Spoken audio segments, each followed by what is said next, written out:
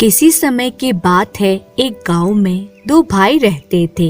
उनमें से एक अमीर था और दूसरा गरीब। एक बार वे इकट्ठे हुए और आपस में बातचीत करने लगे। गरीब भाई ने कहा, बेशक जिंदगी बहुत कड़वी है, फिर भी बेईमानी की तुलना में ईमानदारी की जिंदगी बसर करना कहीं बेहतर है। वाह, क्या बात कही, अमीर भाई बोला। अब दुनिया में ईमानदारी नाम की कोई चीज बाकी ही नहीं रही, सिर्फ बेईमानी ही बेईमानी है।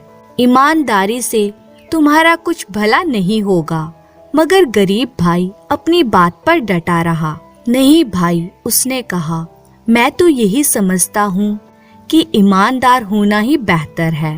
अगर ऐसी ही बात है तो आओ शर्त हो जाए। अमीर भाई ने कहा, हमें जो 3 आदमी सबसे पहले मिलेंगे, हम उन्हीं से यह पूछेंगे कि उनकी इस बारे में क्या राय है। अगर वे कहेंगे कि तुम जो कहते हो वो ठीक है, तो मेरे पास जो कुछ भी है वह सब तुम्हारा हो जाएगा। अगर वे ये कहेंगे कि मैं ठीक कहता हूँ, तो जो कुछ तुम्हारे पास है वह मैं सब ले लूँगा। मुझे मंजूर है। गरीब भाई राजी हो गया। वे सड़क पर चल दिए। वे चलते गए और आखिर एक आदमी से उनकी मुलाकात हुई, जो उस जगह से लौट रहा था जहां उसने फसल के मौसम में लगातार कड़ी मेहनत की थी। नमस्ते भले मानस, उसके पास आकर उन दोनों भाइयों ने कहा। नमस्ते, हम तुमसे कुछ पूछना चाहते हैं। पूछो। दुनिया में ईमानदारी की जिंदगी बिताना बेहतर है या बेईमानी की? भले लोगों, आज की दुनिया में ईमानदारी है ही कहाँ, उस आदमी ने जवाब दिया। अब मुझे ही ले लो, मैंने हर दिन बहुत बहुत देर तक और कड़ी मेहनत से काम किया, मगर कमाया लगभग कुछ भी नहीं। मेरी जरा सी कमाई का कुछ हिस्सा भी मालिक ने हड़प लिया। यह है ईमानदारी का नतीजा। ईमानदारी से बेईमानी कहीं अच्छी है। देखा तुमने क्या कहा था मैंने तुमसे भाई? अमीर भाई ने कहा, मेरी बात सही है और तुम्हारी गलत। गरीब भाई को बड़ा दुख हुआ, मगर करता तो क्या। वे आगे चल दिए। वे चलते गए और आखिर उन्हें एक व्यापारी मिला। नमस्ते हुजूर, दोनों भाइयों ने कहा। नमस्ते, हम आपसे कुछ पूछना चाहते हैं। पूछो। दुनिया में ईमानदारी की जिंदगी बिताना बेहतर है या बेईमानी की? अरे वाह रे भोले लोगों, ईमानदारी की जिंदगी में क्या रखा है? अगर कोई माल बेचना हो तो 100 बार झूठ बोलने की जरूरत पड़ती है, छल कपट करना पड़ता है। ऐसा ना करने का मतलब होगा कुछ भी ना बेच पाना। इतना कहकर वे अपने रास्ते चल दिया। देखा तुमने, दूसरी बार भी मेरी बात ही सही निकली है। गरीब भाई का दिल और भी बैठ गया, मगर वे करता भी तो क्या, और वे आगे चल दिए। वे चलते गए और आखिर एक जमींदार से उनकी मुलाकात हुई। नमस्ते श्रीमान जी, दोनों भाइयों ने कहा। नमस्ते, हम आपसे कुछ पूछना चाहते हैं। पूछो। दुनिया में ईमानदारी की जिंदगी बिताना बेहतर है या बेईमानी की? अरे वाह रे भले मानसो, आज की दुनिया में ईमानदारी है ही कहाँ। अगर मैं ईमानदारी की जिंदगी बिताता तो मेरी ये ठाट बाट, अपनी बात पूरी किए बिना ही जमींदार ने अपना घोड़ा आगे बढ़ा दिया। हाँ तो मेरे भाई, चलो अब घर चलें। जो कुछ भी तुम्हारे पास है वह अब तुम मेरे हवाले कर दो। गरीब भाई अपने घर की ओर चला जा रहा था। मन ही मन बहुत दुखी होता हुआ। उसकी जो थोड़ी सी जमा पूंजी थी वह अमीर भाई ने ले ली और केवल झोंपड़ी ही उसके पास रहने दी। बड़े भाई ने कहा, तुम फिलहाल यहाँ रह सकते हो, अभी मुझे इसकी जरूरत नहीं है, मगर जल्द ही तुम्हें अपने रहने के लिए कोई दूसरी जगह तलाश करनी होगी। गरीब भाई अपने परिवार के साथ उसी झोंपड़ी में रहने लगा। उनके पास खाने के लिए रोटी का एक टुकड़ा तक नहीं था। वह कहीं जाकर कुछ काम भी नहीं कर सकता था, क्योंकि उस साल फसल ही नहीं हुई थी। गरीब भाई ने अपने को वश में किया, मगर बच्चे भूख से रोने चिल्लाने लगे। तब गरीब भाई ने एक बोरी ली और आटा मांगने के लिए अपने भाई के पास गया। भाई, मुझे कुछ आटा या अनाज दे दो, उसने कहा। घर में खाने के लिए कुछ नहीं है और बच्चों का भूख के मारे बुरा हाल है। अमीर भाई ने कहा, मैं तुम्हें आटा दे सकता हूँ, पर इसके लिए तुम्हें अपनी एक आंख निकलवानी होगी। गरीब भाई ने कुछ देर सोच विचार किया, मगर इसके सिवा चारा ही क्या था। मुझे मंजूर है, उसने कहा। निकाल लो मेरी आंख, भगवान तुम्हारा भला करे। भगवान के लिए मुझे कुछ आटा अवश्य दे दो। अब अमीर भाई ने गरीब भाई की एक आंख निकाल ली और उसे सड़ा हुआ कुछ आटा दे दिया। गरीब भाई आटा लेकर घर लौटा। उसकी पत्नी की जैसे ही अपने पति पर नजर पड़ी, वैसे ही वह कलेजा थाम कर रह गई। यह तुम्हें क्या हुआ है? तुम्हारी एक आंख कहाँ गई? भाई ने निकाल ली, उसने जवाब दिया। गरीब भाई ने अपनी पत्नी को सारा किस्सा कह सुनाया। वे रोए धोए चीखे चिल्लाए, मगर फिर उसी आटे से पेट की आग बुझाने लगे। एक सप्ताह या शायद इससे कुछ अधिक समय बीता और वह आटा खत्म हो गया। गरीब भाई ने फिर से बोरी उठाई और अपने भाई के पास पहुंचा। मेरे भाई, प्यारे भाई, मुझे कुछ आटा और दे दो, वह बोला। जो आटा तुमने कुछ दिन पहले दिया था वह तो खत्म हो गया। अमीर भाई बोला, अगर दूसरी आंख निकाल लेने दोगे तो आटा दे दूंगा। दोनों आंखें गंवाकर मैं इस दुनिया में कैसे रहूंगा? मेरे भाई, मेरी एक आंख तो तुम निकाल ही चुके हो, रहम करो। अंधा किए बिना ही मुझे कुछ आटा दे दो। नहीं, मैं मुफ्त में आटा नहीं दूंगा, उसने जवाब दिया। एक आंख और निकाल लेने दो, तभी दूंगा। गरीब भाई करता भी तो क्या करता। निकाल लो, भगवान तुम्हारा भला करे, उसने कहा। अब अमीर भाई ने चाकू लिया, अपने गरीब भाई की दूसरी आंख भी निकाल ली और उसकी बोरी आटे से भी भर दी। गरीब भाई बोरा उठाकर घर की ओर चल दिया। वे जगह जगह ठोकर खाता, रास्ता टटोलता और एक के बाद एक बार से टकराता बड़ी मुश्किल से आटा लिए हुए घर पहुंचा। उसकी पत्नी ने उसे देखा तो सिर पीट कर रह गई। अरे बदकिस्मत आदमी, आंखों के बिना तुम इस दुनिया में कैसे रहोगे? वह चिल्लाई। शायद हमें किसी और जगह से कुछ आटा मिल जाता, मगर अब बेचारी पत्नी ऐसे जार जार रोई कि उसके मुंह से एक शब्द भी ना फूट सका। अंधा बोला, रो मत पत्नी, दुनिया में मैं अकेला ही अंधा नहीं हूँ। मुझ जैसे और भी बहुत लोग हैं, वे भी आंखों के बिना काम चला लेते हैं, मगर एक बोरी आटा तो परिवार के लिए बहुत नहीं होता। वह जल्द ही खत्म हो गया। अंधे ने अपनी पत्नी से कहा, मैं अब अपने भाई के पास नहीं जाऊंगा। मुझे गांव के बाहर सड़क के किनारे वाले चिनार के पेड़ के नीचे दिन भर के लिए पहुंचा दो। शाम को आकर तुम मुझे घर ले आना। उस रास्ते से बहुत से व्यापारी और घुड़सवार गुजरते हैं। कोई न कोई मुझे जरूर रोटी का एक आधा टुकड़ा दे देगा। अंधे की पत्नी उसे वहां ले गई जहां उसने कहा था। वे उसे चिनार के पेड़ के नीचे बिठाकर घर वापस आ गई। अंधा वहीं बैठा रहा। किसी राहगीर ने उसे 1 पैसा दिया तो किसी ने 2। शाम होने को थी, मगर उसकी पत्नी को आने में देर हो गई। अंधा थक गया था, इसलिए वह अकेला ही घर की ओर चल दिया। वह गलत दिशा में मुड़ गया और घर पहुंचने के बजाय तथा यह जाने बिना ही कि किधर जा रहा है, आगे ही आगे चलता गया। अचानक उसे अपने सभी ओर वृक्षों की सर सर की आवाज सुनाई दी। अंधे को यह समझने में देर न लगी कि वह किसी जंगल में पहुंच गया है और उसे यही रात बितानी होगी।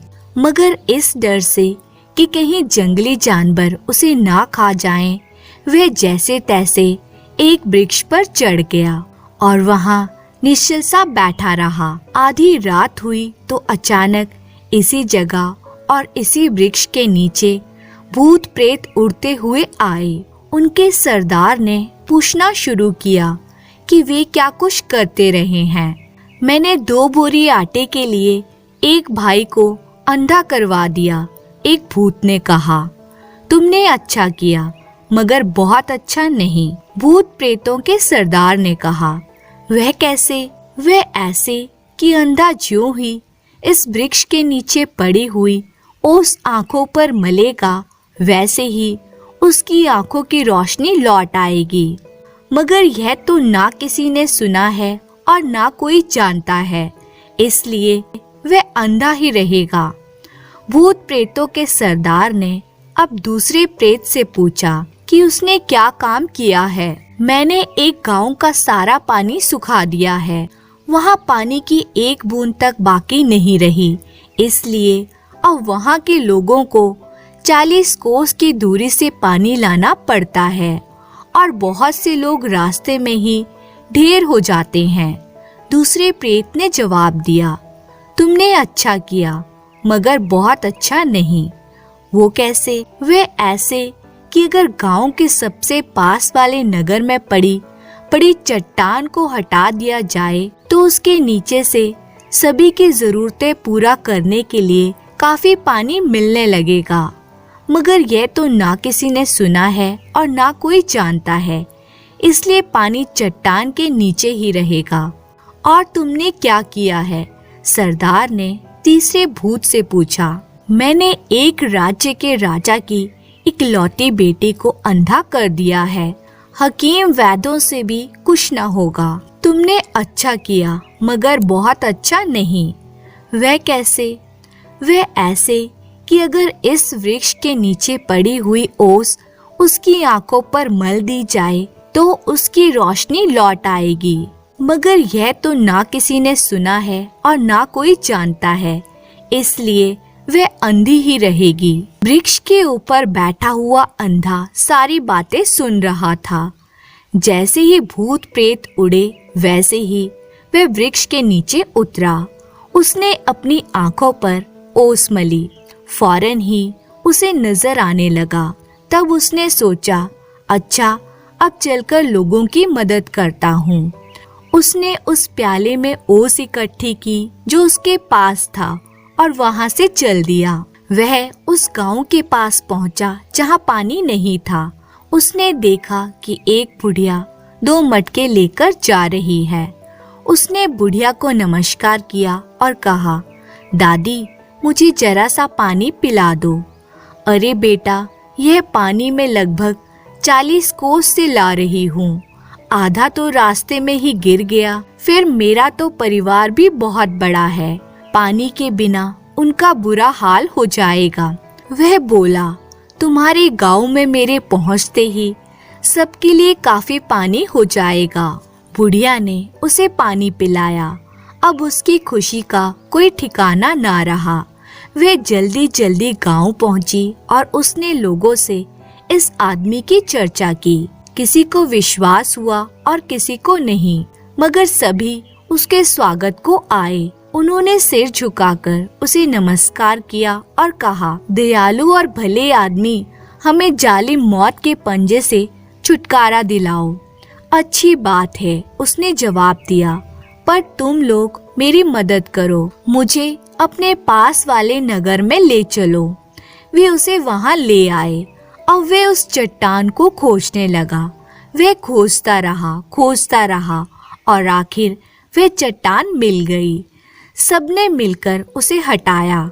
चट्टान के हटते ही उसके नीचे से पानी की धारा फूट निकली। इतना पानी निकला कि सभी तालाब, नदियां और नाले पानी से भर गए। लोग बहुत खुश हुए। उन्होंने इस व्यक्ति को बहुत बहुत धन्यवाद दिया, बहुत सा रुपया और ढेरों उपहार भी दिए।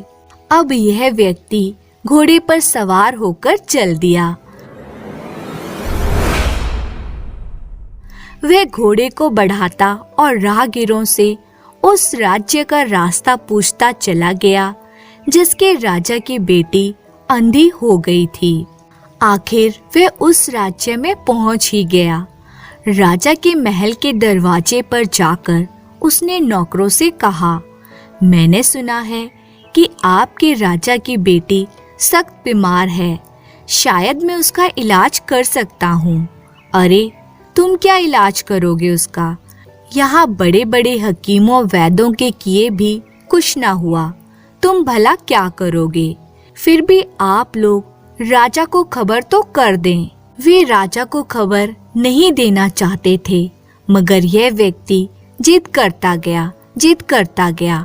आखिर कोई चारा ना देखकर वे मान गए। राजा ने उसे फौरन महल में बुलवाया। तुम मेरी बेटी का इलाज कर सकते हो? राजा ने पूछा। हाँ, कर सकता हूँ, उसने जवाब दिया। अगर तुम उसे भला चंगा कर दोगे तो मैं तुम्हें मुंह मांगा इनाम दूंगा। इस भले मानस को राजकुमारी के कमरे में पहुंचाया गया। उसने वे ओस राजकुमारी की आंखों पर मली जो अपने साथ लाया था। राजकुमारी को फिर से नजर आने लगा। तब राजा को इतनी खुशी हुई कि बयान नहीं की जा सकती थी। राजा ने उस व्यक्ति को इतनी दौलत दी कि उसे घर ले जाने के लिए घोड़ा गाड़ियों की जरूरत पड़ी। इसी बीच उसकी पत्नी दुख सागर में गोते खाती रही, रोती तड़पती रही। उसे पति का कुछ अता पता नहीं था। वह सोचती कि उसका पति अब इस दुनिया में नहीं रहा। अचानक वे घर आ पहुंचा और दरवाजा खटखटाते हुए बोला, दरवाजा खोलो। उसने पति की आवाज पहचान ली और बहुत खुश हुई। उसने भागकर दरवाजा खोला और उसे झोंपड़े के अंदर ले गई। वह तो यही समझती थी कि उसका पति अंधा है। जरा रोशनी करो, वह बोला। उसने रोशनी की। वह पति की ओर देखते ही खुशी से ताली बजाकर झूमने लगी। तुम्हारी नजर लौट आई, भगवान तुम्हारा भला हो। यह सब कैसे हुआ बताओ तो। जरा ठहरो, पहले धन दौलत अंदर ले आए। राजा के सैनिक ढेरों ढेर दौलत अंदर ले आए। अमीर भाई की दौलत अब इसके मुकाबले में थी ही क्या। अब वे बहुत अमीर होकर खूब मजे की जिंदगी बिताने लगे। अमीर भाई को भी इसकी खबर मिली तो भागा हुआ आया। भाई, यह सब कैसे हुआ कि तुम्हारी नजर लौट आई और तुम ऐसे धनी भी हो गए? इस भाई ने कुछ भी नहीं छिपाया और सारा किस्सा कह सुनाया। अमीर भाई भी अब और अधिक अमीर होना चाहता था। जैसे ही रात हुई वैसे ही वह भागता हुआ चुपके चुपके उस जंगल में जा पहुंचा और उसी वृक्ष पर चढ़कर बैठा रहा। अचानक आधी रात को सभी भूत प्रेत और उनका सरदार उड़ते हुए इसी वृक्ष के नीचे इकट्ठे हुए। भूत प्रेत बोले, यह क्या किस्सा है? ना तो कभी किसी ने इनके बारे में सुना था और ना ही कोई जानता था, और फिर भी अंधा भाई आंखों वाला हो गया। चट्टान के नीचे से पानी बह निकला और राजकुमारी भली चंगी हो गई। कहीं किसी ने चोरी चोरी हमारी बातें तो नहीं सुनी है। आओ उसे ढूंढें। वे तलाश करने लगे। उसे वृक्ष पर चढ़े तो वहां अमीर भाई को बैठा पाया। उन्होंने उसे पकड़ा और उसकी बहुत पिटाई की। बेचारा अमीर भाई किसी तरह अपने घर वापस पहुंचा। अब अमीर भाई को काफी पछतावा हुआ कि उसने अपने गरीब भाई के साथ कितना बुरा व्यवहार किया था। धन्यवाद। किसी गांव में एक सुनार रहता था। वे बहुत गरीब था। पहले तो उसके पास काफी धन था, परंतु जब उसने सेठ करोड़ी मल के 8 लाख रुपए के हार में बेईमानी की तो गांव के लोगों का उसके ऊपर से विश्वास हट गया और उन्होंने उससे अपने गहने बनवाने बंद कर दिए, जिसके कारण उसकी दशा दिन प्रतिदिन बिगड़ती चली गई और अंत में वे इतना गरीब हो गया कि उसके घर में एक समय ही चूल्हा जलता था। उस सुनार के पड़ोस में एक गरीब ब्राह्मण भी रहता था। दोनों अच्छे दोस्त थे। वह ब्राह्मण कथा आदि सुनाया करता था, जिससे उसे सारे लोग पंडित जी के नाम से पुकारते थे। एक दिन दोनों ने सोचा कि अब हमें कहीं पैसा कमाने चलना चाहिए, जिससे कि घर का पालन पोषण हो सके। ऐसा विचार करके वे शहर पहुंच गए। शहर में पहुंचकर दोनों ने एक अच्छा स्थान देखकर अपना अड्डा जमाया। सुनार तो गहनों आदि का लेन देन करने लगा और पंडित जी अपनी पोथी पत्रा फैलाकर बैठ गए। अब दोनों ने महीने भर में मेहनत करके कुछ पैसे कमाए। इसी प्रकार उन्होंने 6-7 महीने काम करके कई हजार रुपए बचा लिए। जब 6-7 महीने हो गए तो सुनार ने कहा, पंडित जी, अब तो हम अपने गांव जाना चाहते हैं। अब तक बहुत कमाया, अब घर चलना चाहिए। आपको चलना है या नहीं? पंडित जी ने उत्तर दिया, भाई, मुझे तो जाना नहीं, तुम चले जाओ, परंतु ये मेरे 5,000 रुपए मेरी पत्नी को दे देना।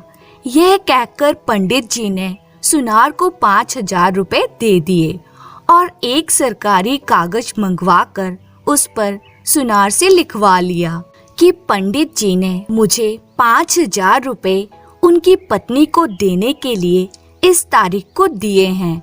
यदि मैं इन रुपयों को उनकी पत्नी को नहीं दूं तो वह मुझसे 10,000 रुपए ले लेंगे। यह लिखवा कर पंडित जी ने सुनार के हस्ताक्षर कराए और कागज को अपने पास रख लिया। इसके पश्चात सुनार चला गया। वह घर पहुंचा तो उसने 10,000 रुपए अपनी पत्नी को दिए और सब हाल सुनाकर कहा, इसमें से 5,000 रुपए पंडितानी को दे आओ। यह रुपए चलते समय पंडित जी ने उसके लिए दिए हैं। लेकिन उसके पत्नी ने कहा कि तुम यह रुपए पंडितानी को क्यों देते हो? पंडित आकर हमारा कुछ बिगाड़ थोड़ी लेगा। सुनार ने उसे बहुत समझाया, लेकिन वह नहीं मानी। अंत में उसने पंडित जी के रुपए भी अपने पास रख लिए। जब पंडितानी ने सुना कि सुनार अपने घर पर आ गया है तो वह दौड़ी दौड़ी आई। उसने सुनार से पूछा कि पंडित जी ने हमारे लिए कुछ नहीं भेजा है, वे अभी 2-2.5 महीने बाद आएंगे। पंडितानी बेचारी चुप होकर अपने घर चली गई। कुछ दिन बाद फिर वे आई और पूछा कि पंडित जी की कोई चिट्ठी तो नहीं आई। यद्यपि पंडित जी की एक चिट्ठी आई थी। कुशल मंगल पूछने के बाद लिखा था कि रुपए तो पंडितानी को मिल ही गए होंगे। अब मैं 2 महीने बाद वापस आ रहा हूँ। इसलिए सुनार ने वे चिट्ठी भी नहीं दिखलाई, क्योंकि इससे भेद खुलने का डर था। अब पंडितानी तथा उसके बच्चे भूखे मरने लगे। कभी कभी पंडितानी पंडित जी का हाल चाल सुनार से पूछने आ जाती, लेकिन उसे टका सा जवाब मिलता। 2 महीने बाद पंडित जी एक दिन 25,000 रुपए और कमाकर घर लौटे। इधर सुनार भी 20-25,000 गांव में कमा चुका था। पंडित जी जब अपने घर पहुँचे तो उन्होंने अपने लड़के को पुकारा। उसकी पत्नी समझ गई कि पंडित जी आ गए हैं।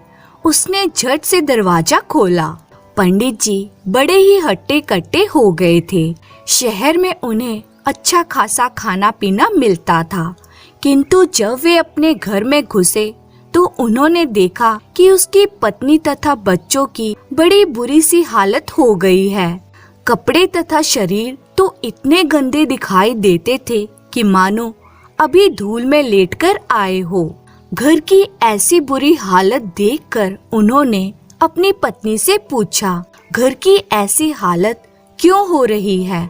उसकी पत्नी ने कहा, आपने तो वहाँ पर सोच ही लिया था कि मैं घर की कोई सुध ही नहीं लूंगा, चाहे जो भी हो। जब घर के सारे स्त्री बच्चे मर जाएंगे तब घर लौट के जाऊंगा और घर में अकेला आराम करूंगा। पत्नी की बातें सुनकर पंडित जी ने कहा, कैसी बातें करती हो? मैंने तो मित्र सुनार के हाथ 5,000 रुपए और एक चिट्ठी भी तुम्हारे लिए भेजी थी। पत्नी ने कहा, क्यों झूठ बोलते हो? तुमने रुपए कहाँ भेजे थे? 5,000 रुपए और चिट्ठी? मुझे तो पता नहीं। मुझे तो एक पैसा तथा कागज का एक छोटा सा टुकड़ा भी नहीं मिला। पंडित जी को शक हुआ कि कहीं सुनार ने चिट्ठी और रुपए दबा तो नहीं लिए। वे झट से अपनी पत्नी को लेकर सुनार के यहाँ पहुँचा। सुनार ने पंडित को देखते ही समझ लिया कि यह रुपयों के बारे में कुछ कहने आया है। पास आने पर सुनार बोला, राम राम पंडित जी, कहो कैसे आना हुआ? पंडित जी ने राम राम करते हुए कहा, क्यों भाई, तुमने रुपए और चिट्ठी तो बिल्कुल दबाकर रख लिए हैं। सुनार ने चौंकने का नाटक करते हुए कहा, कैसी चिट्ठी और कैसे रुपए?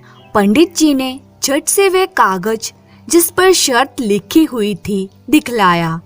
लेकिन सुनार बोला, मुझे कुछ नहीं पता, तुम मुझे बेवकूफ बना रहे हो, मुझसे रुपए ऐंठना चाहते हो। पंडित समझ गया कि यह ऐसे रुपए नहीं देगा।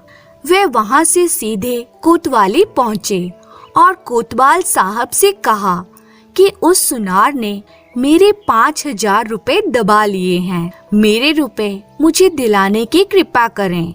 इतना कहकर उन्होंने वे शर्त वाला कागज कोतवाल को दिखाया। कोतवाल ने कागज देखा तो उसे विश्वास हो गया कि रुपए पंडित ने सुनार को दिए थे। वह उसी समय 2 सिपाही लेकर पंडित जी के साथ चल दिया। जब वे चारों सुनार के घर पहुँचे तो वह सुनार सिपाहियों और कोतवाल को देखकर बहुत डर गया। उसने वहां से भागना चाहा, लेकिन उसे झट से एक सिपाही ने पकड़ लिया। कोतवाल ने सुनार से पूछा, पंडित जी के रुपए कहाँ हैं? सुनार ने आश्चर्य दिखाते हुए कहा, कैसे रुपए? कोतवाल ने वे कागज दिखाया और कहा, देख यह रहा रुपए देने का प्रमाण।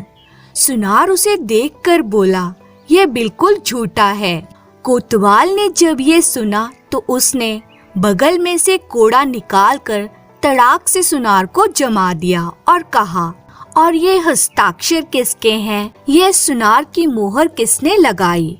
कूड़ा पड़ते ही सुनार डरते हुए बोला, सरकार सच कह रहा हूँ, मैंने रुपए नहीं लिए। इतने में एक सिपाही उसके कमरे में से एक चिट्ठी उठा लाया तथा कोतवाल को चिट्ठी देते हुए बोला, देखिए हुजूर, ये किसकी चिट्ठी है? कोतवाल ने चिट्ठी लेकर पढ़ी। यह वही चिट्ठी थी जो पंडित जी ने सुनार को दी थी।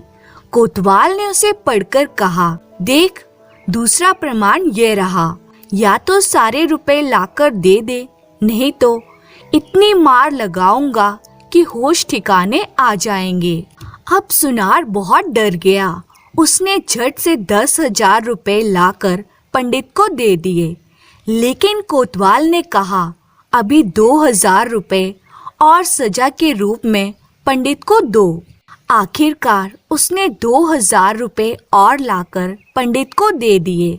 पंडित प्रसन्नता पूर्वक अपने घर चला गया। कोतवाल सुनार को हथकड़ी पहनाकर जेल ले गया। उसे 1.5 वर्ष की सजा हो गई। कुछ दिनों में उसके घर का बचा कुचा धन भी समाप्त हो गया और उसकी पत्नी को मांग मांग कर अपना गुजारा करना पड़ा। बेईमानी का यही नतीजा होता है। धन्यवाद। माणिकपुर नाम के गांव में एक बुढ़िया रहती थी। बुढ़ापे की वजह से उसके गाल चिपक गए थे। उस बुढ़िया की एक पोती थी। उस पोती के माँ बाप बचपन में ही मर गए थे। बुढ़िया ने ही उसे पाला पोसा था। पोती का नाम चंपा था। चंपा बहुत चंचल लड़की थी। अपनी इसी आदत के कारण वे किसी भी काम को ठीक से पूरा नहीं करती थी। एक दिन बुढ़िया चंपा से बोली, बिटिया, मैं रानी के हाथ पैर में उपटन मलने राजमहल जा रही हूँ। तब तक तू खिचड़ी पकाकर तैयार रखना। रानी वास का काम ठहरा, उसमें न जाने कितनी देर लग जाए। बुढ़िया को वहाँ उपटन मलते, रानी को नहलाते, श्रृंगार करते दोपहर हो गई। वहाँ से काम निपटा कर वे जल्दी जल्दी अपने घर की ओर चल दी। उसे बहुत जोर से भूख लगी हुई थी। वह सोच रही थी कि जल्दी घर पर पहुँचूं तो खिचड़ी खाऊं। घर आकर उसने देखा कि चंपा का कहीं पता नहीं है। वह शायद पड़ोस में खेलने चली गई थी। चूल्हे पर रखी खिचड़ी जलकर खाक हो गई थी। बुढ़िया को चंपा पर बहुत गुस्सा आया। वह पड़ोस से कान पकड़कर चंपा को घर लेकर आई और दरवाजा बंद करके उसे 2-4 थप्पड़ मारकर बोली, तुझसे तो कोई काम भी नहीं होता, दिन भर खेलने की ही पड़ी रहती है। लड़की की जात है, कुछ सीखेगी नहीं तो पराए घर जाकर कैसे निर्वाह होगा। मैं तो तुझसे बहुत दुखी हो गई हूँ। तेरे जैसी लड़की से तो कोई भूत भी ब्याह नहीं कर सकता। बुढ़िया के मुंह से ये शब्द निकले ही थे कि अचानक किसी ने दरवाजा खटखटाया। बुढ़िया ने पूछा, कौन है? आवाज आई, मैं भूत हूँ। बुढ़िया पहले तो डर गई, फिर वह सोचने लगी कि हो सकता है कोई शैतान लड़का शरारत कर रहा हो, और अगर ये वास्तव में कोई भूत है तो ऐसा उपाय करना होगा जिससे ये काबू में आ जाए। वह हिम्मत करके बोली, तू यहाँ किस लिए आया है? भूत बोला, तेरी पोती से ब्याह करने। उसका जवाब सुनकर बुढ़िया घबरा गई, किंतु वह बहुत चालाक थी। कहने लगी, अगर तू भूत है तो दरवाजे के छेद में से मक्खी बनकर अंदर आ जा। भूत के लिए यह भला कौन सी मुश्किल बात थी। वह बोला, अच्छा अभी आता हूँ। बुढ़िया ने अंदर से छेद में एक बोतल का मुंह लगा दिया और जैसे ही भूत मक्खी बनकर बोतल में घुसा, तुरंत बोतल को ढक्कन लगाकर उसे कसकर बंद कर दिया। भूत बोतल के अंदर कैद हो गया। उसने बुढ़िया से बाहर निकालने के लिए बहुत खुशामद की, किंतु बुढ़िया ने उसकी एक ना सुनी। वह उस बोतल को शहर के बाहर पहाड़ी पर एक पेड़ के कोटर में रखकर आ गई। बोतल को वहीं पड़े काफी दिन गुजर गए। एक दिन धोबी उसी पेड़ के रास्ते से होकर कहीं जा रहा था। उसे सुनाई दिया जैसे उसे कोई पुकार रहा हो। वह चौंक कर इधर उधर देखने लगा। उसे पास के एक पेड़ में से आवाज आती सुनाई दी। वह पेड़ के पास गया तो उसने उसके नीचे एक बोतल को उछलते कूदते देखा। गौर से देखने पर धोबी को उसके अंदर एक बड़ी मक्खी नजर आई। धोबी सोचने लगा कि क्या इसी बोतल से आवाज आ रही है। वह अभी इसी सोच में था कि बोतल के अंदर से भूत बोल पड़ा, भैया, इस बोतल में मैं भूत बंद पड़ा हूँ। कृपया तुम इस बोतल का ढक्कन खोल दो, मैं तुम्हारा उपकार मानूंगा। भूत का नाम सुनकर पहले तो धोबी चौंक गया। इसके बाद वह हिम्मत करके बोला, ना बाबा, तू भूत ठहरा। बोतल से निकलकर अगर तू मुझे ही चिपट गया तो मैं क्या करूँगा? जिसने तुझे बंद किया है वह कोई तेरा भी गुरु होगा। भूत कांपते हुए बोला, गुरु ना कहो, होने वाली सास कहो। भूतों की भी भला सास होती है? वह जो पहाड़ी के नीचे तुम बस्ती देख रहे हो ना, उसमें एक बुढ़िया रहती है। अगर उसकी शक्ल तुम रात के समय देख लो तो डर के मारे कांपने लगोगे। उसकी एक सुंदर सी प्यारी सी पोती है। इसके पश्चात भूत ने धोबी को सारा किस्सा कह सुनाया। धोबी को भूत की बात पर बड़ी हंसी आई। वह बहुत दिनों से अपने बेटे के लिए सुंदर सी बहू की तलाश में था। बुढ़िया की पोती के बारे में सुनकर उसने बुढ़िया के घर जाने का फैसला किया। धोबी को वहाँ से जाता देख भूत फिर से खुशामद करके बोला, भैया तुम्हारे हाथ जोड़ता हूँ, मुझे बोतल से बाहर निकाल दो। तुम डरो नहीं, मैं तुम्हारे इस उपकार का बदला अवश्य चुकाऊंगा। मैं इस देश के राजकुमार के ऊपर चढ़ जाऊंगा। जब तुम उस राजकुमार पर पानी छोड़ दोगे उसे तभी छोड़ूंगा। बस राजा खुश होकर तुम्हें बहुत सा इनाम दे देंगे। धोबी को यह बात पसंद आ गई। उसने बोतल का ढक्कन खोलकर भूत को आजाद कर दिया। उसके बाद धोबी सीधा बुढ़िया के घर पहुंचा और अपने बारे में बात कर उसने बुढ़िया की पोती से अपने बेटे की शादी पक्की कर दी। एक दिन वह कुछ खरीदने बाजार गया तो वहाँ उसने ढिंढोरा पीटते सुना, राजा का बेटा बीमार है। वह रह रह कर चिल्लाता है और दर्द के मारे बेहोश हो जाता है।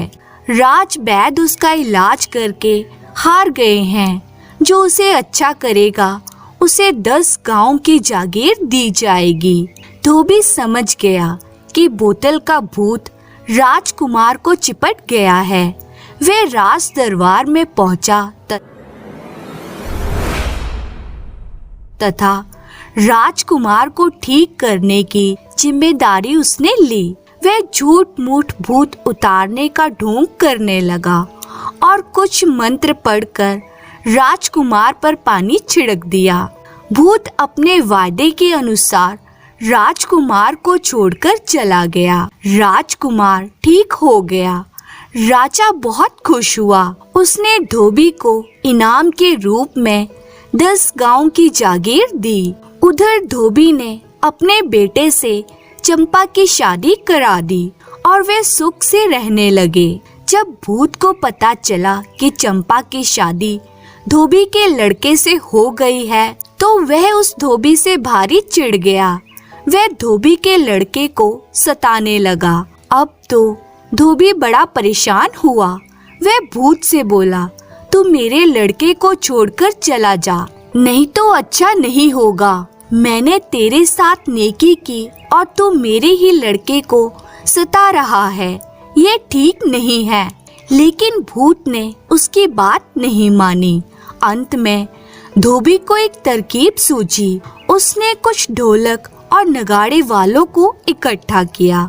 उसने उनसे कहा कि वे गांव की सीमा से उसके घर तक खूब जोर जोर से ढोलक और नगाड़े पीटते हुए आए। इधर भूत धोबी के बेटे की जब जब गर्दन दबाता था वह रह रह कर चिल्लाता था। ढोलक व नगाड़ों की तेज आवाज सुनकर भूत ने धोबी से पूछा, ये हल्ला गुल्ला कैसा है? धोबी ने कहा, मैं क्या जानूं, होगा कुछ। भूत बोला, जरा देख कर तो आओ कि क्या बात है। धोबी कुछ सोचने का नाटक करते हुए बोला, अच्छा तू कहता है तो मैं देख कर आता हूँ। धोबी ने लौट कर बताया कि वह बुढ़िया एक फौज लेकर भूत को पकड़ने आ रही है और साथ ही उसके पास एक बड़ी बोतल भी है जिसमें वह भूत को कैद करेगी। भूत ने जब ये बात सुनी तो उसके होश गुम हो गए।